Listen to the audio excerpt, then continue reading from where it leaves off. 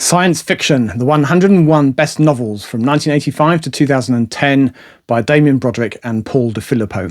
This reference book is a recent acquisition for me and I have been enjoying reading through it. The foreword is by David Pringle, who wrote an earlier list book covering 100 best science fiction books from the Golden Age through to 1984. Obviously, I couldn't help myself and I've ordered a copy of that book too. Anyway, I expect you'll be hearing more about that one separately. So let's stick with this book for now. As the title suggests, it lists out 101 science fiction books published between 1985 and 2010, specifically the 101 books that the authors considered to be most merit-worthy. The books are not ranked in this book, avoiding the pitfalls of declaring a best book. They are simply listed in order of publication, and they borrow that approach from the Pringle list. Each book that they describe in here has 2 or 3 pages of notes. They might talk about the author or their work overall and where this particular book fits into their bibliography or in the context of another author's work. They usually give an overview of the book in question and some educated and critical thoughts on it. For example, the entry for Werner Vinge's A Fire Upon the Deep spends a little bit of time looking at Marooned in Real Time, an earlier Vinge book that was also considered for inclusion here. They highlight the fact that this was an early example of Vinge articulating the concept of the singularity, which he's considered to have invented for the purposes of science fiction and which is featured even more heavily in A Fire Upon the Deep. Broderick and De Filippo then explore the zones of thought concept in a little bit of depth, and they delight over the Tynes, the aliens of the piece, and their telepathy-enhanced pack characteristics. And for what it's worth, I thoroughly approve of this book's inclusion in the list. So this book is an interesting read in its own right, for sure. The real joy for me, though, has been discovering yet more books and authors that I'd never heard of, as well as congratulating myself for either owning or even actually reading a few of them. I was curious to see how many of the 101 I already own, and slightly afraid, to be honest, to know how many, or more likely how few of them I've actually read. And I thought I would share that process with you. So let's take a look and see. We'll keep a tally as we go, and afterwards I'll pick a few acquisition targets from the remaining books. In order of publication then, what have we got? First up is The Handmaid's Tale by Margaret Atwood, and that was published in 1985, I believe. And I have read this one, so we're out the gate strong. I've got it and I've read it, so I'm 1 for 1 so far. Not bad, not bad. And of course, I'm sure you all know, this is a dystopian tale of life in Gilead, where the women have become infertile or most of them, and the ones that haven't are press-ganged into service as handmaids, where they're effectively ritually raped by the husbands of the household. And this is very encouraging. The second on the list is Ender's Game by, of course, Orson Scott Card. I have it, as you can see, and I've read it probably several times. So 2 for 2. And I don't need to tell you anything about Ender's Game, surely it's a classic. So we skip a few books because I don't have them. So the next book that I do have is A Door into Ocean by Joan Slonczewski, which is from 1986, if I remember rightly. Again, it's one of the women's science fiction press editions with a very handsome cover art. I do like these editions. I haven't read it. I imagine it's has a feminist bent. Most of those press books do.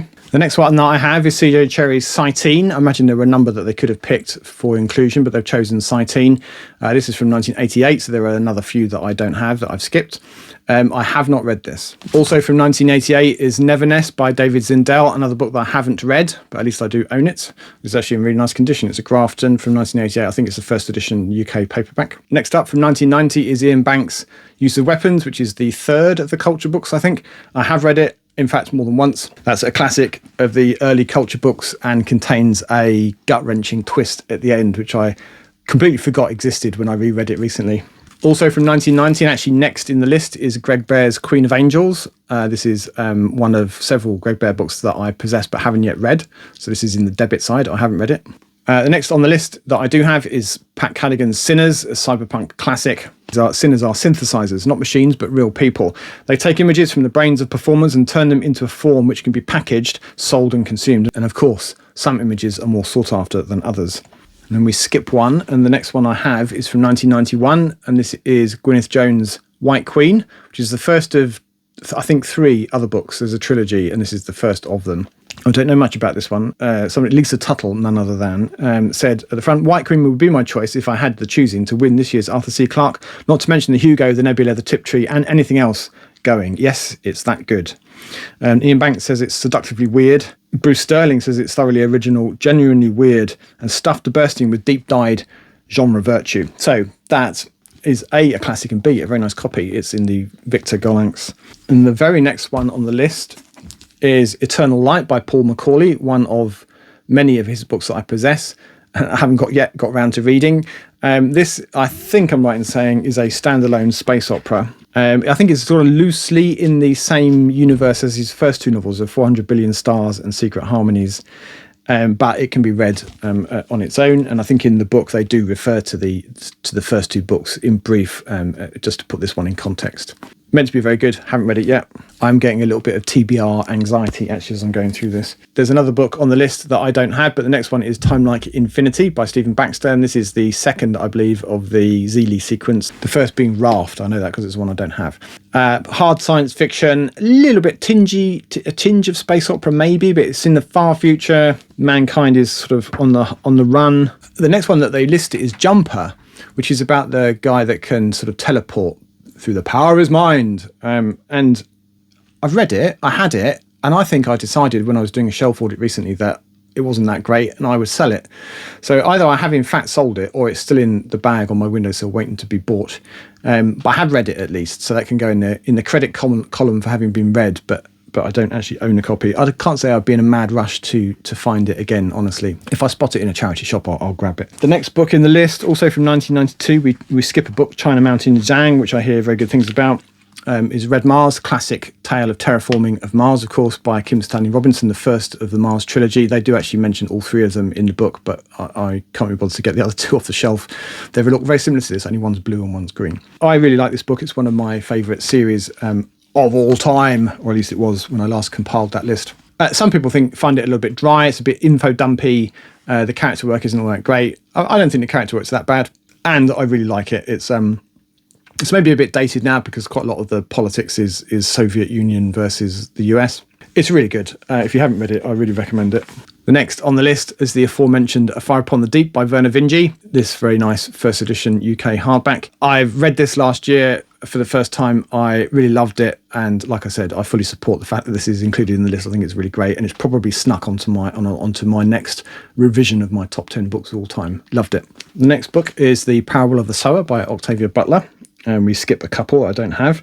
And this is from 1993, and I haven't read this one. I've only read one Octavia Butler book, and that was Kindred. I hear that these two are good. It goes Parable of the Sower and Parable of the Talents, and apparently it is prescient in that it predicts something quite like the MAGA movement in the US today, and this was written 30 years ago. Then we skip 4 or 5 books that I don't have. The next one that I do is Permutation City by Greg Egan, and I have not yet read this. I've read a bunch of Greg Egan's short stories and one novel, and I find the short stories are a lot more consumable than the novel. I've only read one novel, and that was I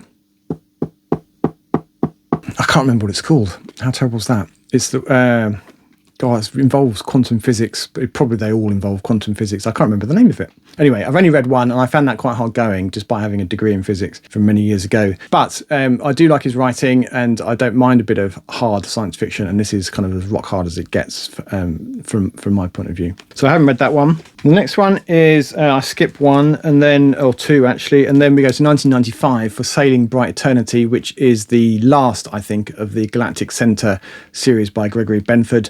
It starts off, the first one was written in the mid-70s, and then the second one not long after that, and then there was a bit of a gap, and then the last one came out in 1995. The first two can be read sort of separately. The stories don't really follow on. There's only a tenuous link between book 2 and book 3, and then the final 4 books are a continuous tale, although there are some pretty significant time skips, I believe. I haven't read it. I've only read the first one of the series. I did enjoy it, and I haven't yet got round to reading anything else. I do have them all, including this one, obviously, so I will get to them at some point, but I haven't yet read this. This is turning into a bit of a strange sort of book haul, but bear with me. And then we skip a few that I don't have, including The Diamond Age by Neil Stevenson. I don't possess a copy of that. And then the next, they actually consider Sparrow and its counterpart, which is called Children of God. I have both of them, but I've only got this one down. I haven't read them yet. It's about a Jesuit priest who goes on an interstellar mission to proselytize to the aliens, and then unfortunate things happen to him and his team, and he's the only one left, and he goes back to Earth, and he's a bit sad. That's as much as I know about it. I've heard some people say this is absolutely risible and the worst book they've ever read ever, and it should be pulped immediately on sight. And then other people that say it's really good. So what can I say? And these guys clearly do appreciate it. So who am I to say? I need to read it and judge accordingly. What have we got next? The next is a book by Bruce Sterling, Holy Fire, which I have not read. It's in good company as you're beginning to figure out. So I think this is about an aging treatment, a sort of rejuvenation treatment, or an aging prevention treatment, a little bit along the lines of Trouble with Lichen by John Wyndham, I guess. I haven't read it, so what do I know? But I've read one Bruce Sterling book, and that was Involution Ocean, which I really enjoyed, and I'm keen to read more. The next one, I've skipped a few that I don't have, but the next one that I do is from 1997, and that's Forever Peace by Joe Haldeman, the third part of the books collected in this omnibus edition, the Peace and War. Obviously begins with the Forever War, which I have read, is excellent, but I haven't read the other two, and so therefore I haven't read the third one, so I haven't read that one. The next one, I'm pleased to say I have read. It's the Cassini Division from 1988. This is book 3 of the Full Revolution, the first books that Ken MacLeod wrote back in the 90s. I have the other one, the fourth one, but I haven't read it yet. And then I've got everything else basically that he wrote, certainly in novel form, and some of which I've read, some of which I haven't. This is my favourite actually of the Full Revolution books, and probably one of the better ones of his that I've read so far. It's more space opera-y than the rest of the Full Revolution, and I enjoyed it as a result. Next is a book that I almost read. I picked it for a TBR a couple of months back and then ran out of time, so it sort of missed its chance and went back on the shelf. I would like to read it. I hear good things about it, and obviously it's listed in this list, which implies that it's at least worthy of consideration. Obviously, any of these lists are entirely subjective, but I'm sort of trusting that these guys have done sufficient research to justify this book's inclusion in the list. I have heard good things about it from elsewhere, and I would like to read it. I've got a few other books by him that I also haven't read. This one, I think, is about an outbreak of sort of some kind of alien fungal bloom somewhere in the solar system. Yes, well, look, let's see what it says here. In the late 21st century, man-made, self-replicating organisms called mycora, smaller than bacteria, mutate and sweep across the globe in a chain reaction so swift and deadly there is no time to do anything but flee from an Earth destroyed by the science to sustain it. And now the rest of us are clinging on in the asteroid belt and the moons of Jupiter, and we're about to face our greatest test. And then the very next book, also from 1988, is Linda Nagata's Vast. And actually, if you watched the Hall video recently, you'd have seen that I only picked this up the other day. Several people have told me that this is fantastic, and I should get around it sooner rather than later. And the fact that it's also included in this list is very encouraging indeed. Then there's several that I don't have, including a John Varley book. And the next one that I do have on my shelves is Super Can by the late great J.G. Ballard. It's a slightly interesting inclusion. I'm not even sure that this is really science fiction, even to the extent that J.G. Ballard's books are ever science fiction. I think this is even less so. But still, it's shiny. I don't know how many other books were published by J.G. Ballard in the period, so perhaps they felt like they had to pick one. Somebody on the back here says it's possibly his greatest book. It's a novel of ideas. Okay, so it's a novel of ideas. I guess that makes it science fiction, and a compelling thriller that will keep you turning the pages to the shocking denouement.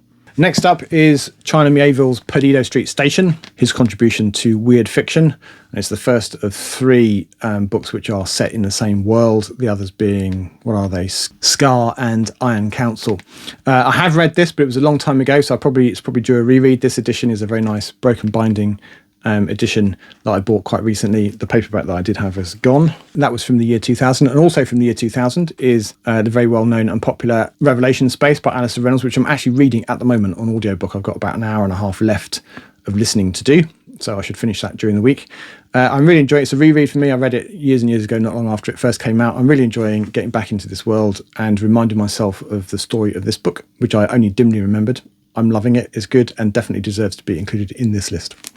Next, I'm pleased to find there's an Adam Roberts novel. This is Salt, which was his debut. I haven't read it. Yes, told by 2 people, Petcha and Barlai. Salt is the story of a planetary colonization that slips into tragedy of biblical proportions. The 2 communities who went to Salt were united by the dream of a new beginning and isolated in a landscape of cruel majesty, torn apart by ancient enmities.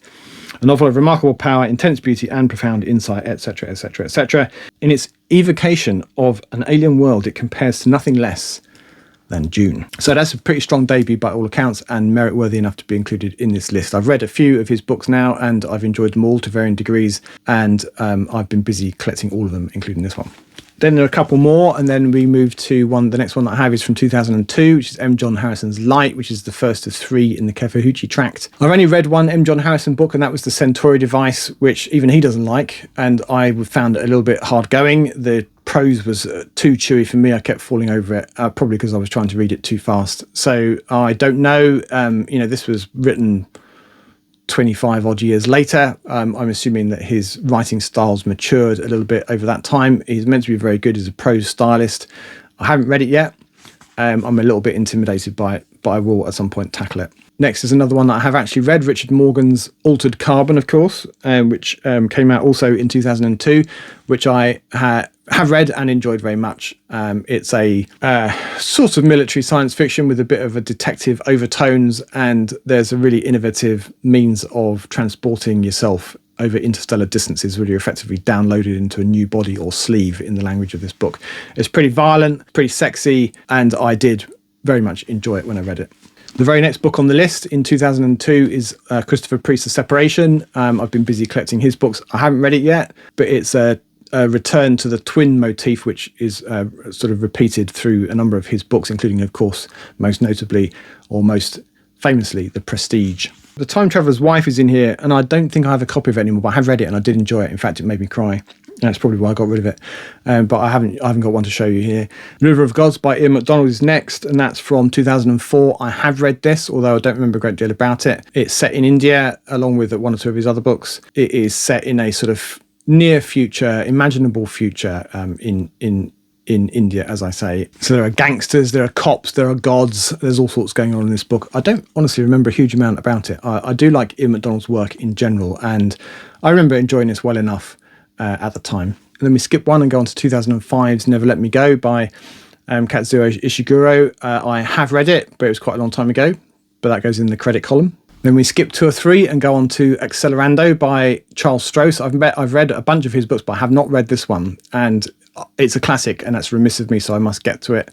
This is a story of a family and the skip forward over many generations into our colonization of the solar system and to transcending to being post-humans and all sorts besides, I think. Then we skip a couple and we go to 2006 for The Road by Cormac McCarthy, which is grim, but very, very beautifully written and very poignant and will tear at your heartstrings. But it is not a cheery read, and it's set in a nameless sort of post-apocalyptic USA, probably post-nuclear, but it's never really stated. And it follows a father and his boy, we assume it's his actual son, rather than just a random kid, as they try to make their way to somewhere safe to the coast, which they believe will be safer than the interior. And they dodge marauding bands of cannibals and general bandits and what have you. And it's pretty dangerous stuff. And they've got to try and find food whilst they're on their way.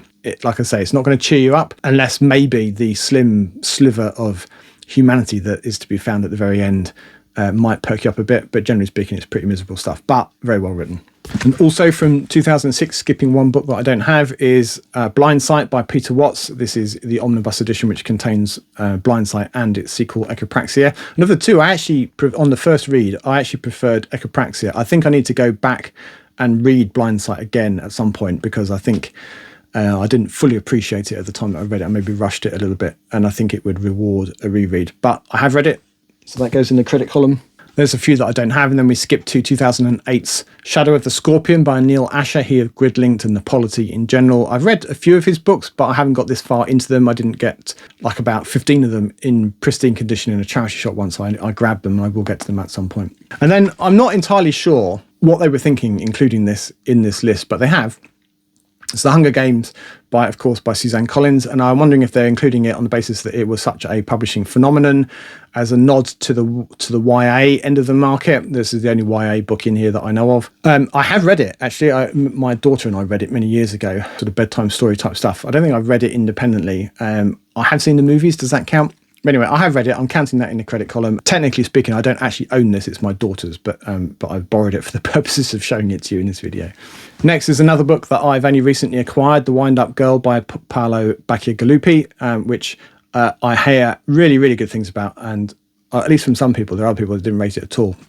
What can you do? Just goes to show how subjective this whole process is. Some things will float your boat and others won't. The next one is from 2010, so we're getting to the end of the period covered by the book now. It's Zero History by William Gibson. I've not read a great deal of William Gibson. In fact, I've only read one short story collection, which is Burning Chrome, which I did enjoy. And I think I'm going to enjoy some of his other stuff. So I like his writing style, but I haven't read this one at all, Zero History. But as you can see, I do have it.